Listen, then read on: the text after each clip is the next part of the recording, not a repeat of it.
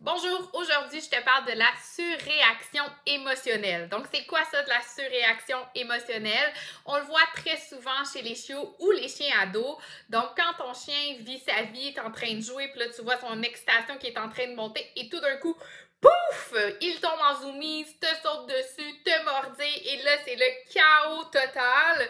Donc c'est une situation qui est assez fréquente chez nos amis chiens. Donc aujourd'hui mon objectif c'est de t'expliquer cette réaction-là, mais surtout de pouvoir t'aider à trouver des outils concrets. Donc c'est quoi les caractéristiques d'une surréaction? C'est très dur à dire, émotionnelle. Donc on va dire une exagération émotionnelle, un peu plus simple. Donc premièrement, ça va être des réactions qui sont amplifié. Donc, le chien va réagir de manière exagérée à un stimuli, autrement qui pourrait être toléré ou ignoré. Donc, ce genre de réaction-là aussi, on peut le voir. Donc, souvent chez nos chiens ados, où que normalement se promènent dans la rue, ça va bien. Et là, tout d'un coup, un bruit. Et là, le chien là, tombe dans une réaction émotionnelle complètement démesurée. On a le chien au bout de la laisse, on ne sait pas quoi faire. Donc, ça peut être aussi une caractéristique, justement, de l'exagération émotionnelle. Ça va être des chiens qui vont avoir énormément de difficultés à se calmer. Donc, même après la disparition, justement, du stimuli, ils ont beaucoup de difficultés à revenir, excusez-moi, au neutre. Ça va être des chiens aussi qui vont être dans un état émotionnel qui est pas très stable, dans le sens que c'est pas généralisé, mais souvent pendant une certaine période, souvent pendant l'adolescence, on va voir que c'est des chiens qui sont souvent 0-100, j'appelle. Donc, ils ont beaucoup de difficultés à s'auto-réguler.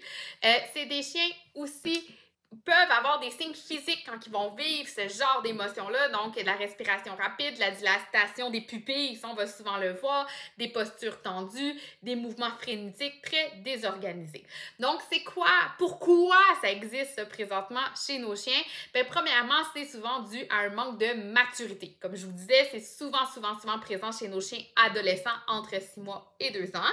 Il y a certaines races qui vont être plus sensibles que d'autres, donc on va souvent le voir chez les Golden Retriever, les Border Collie aussi. Donc, ils sont un petit peu plus enclins à montrer de l'excitation ou des réponses marquées en raison de leur tempérament et de leur rôle historique, donc des chiens de travail ou de chasse. C'est parfois des chiens qui vont avoir une stimulation excessive. Donc, je l'amène, mon chien, à une épluchette de blé d'Inde. Ça fait 2 heures qu'il est là. Et là, à un moment donné, les deux petits fils se touchent. Donc, mon chien a été surstimulé pendant une trop grande période. Donc, pour lui, c'est sa façon un peu de tomber en émotion exagérée aussi. Ou ça peut être dû aussi à du stress cumulatif. Donc, si mon chien a eu une journée très stressante, là, il a été au vétérinaire, après ça, on a été à l'animalerie, après ça, je l'ai amené à la maison, puis pendant ce temps-là, il y avait des réparations. Donc, ça se peut que mon chien explose parce qu'il y a beaucoup trop d'émotions à ce moment-là.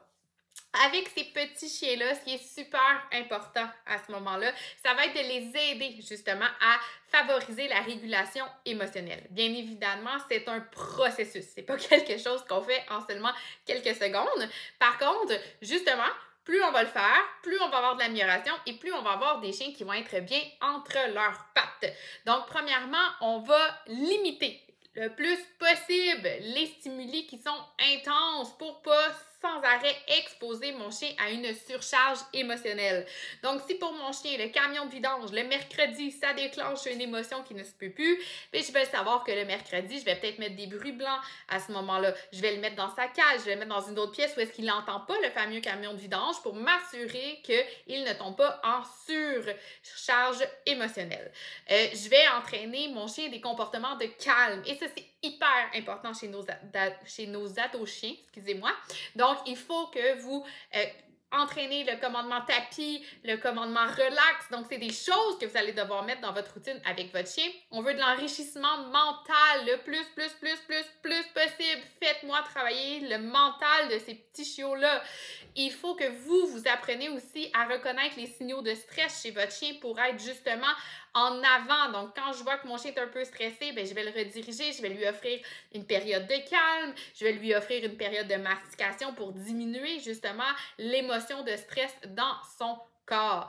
La routine va rester et restera à tout jamais votre ami. Donc, si vous n'avez aucune idée de quoi je vous parle, je vous suggère fortement d'aller voir nos vidéos sur la routine, les 5 besoins du chien.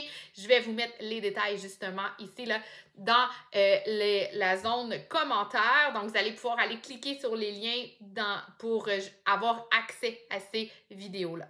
Donc, en gros, c'est ça. C'est quand même une période qui n'est pas facile, mais il faut juste perdurer, mettre des choses en place.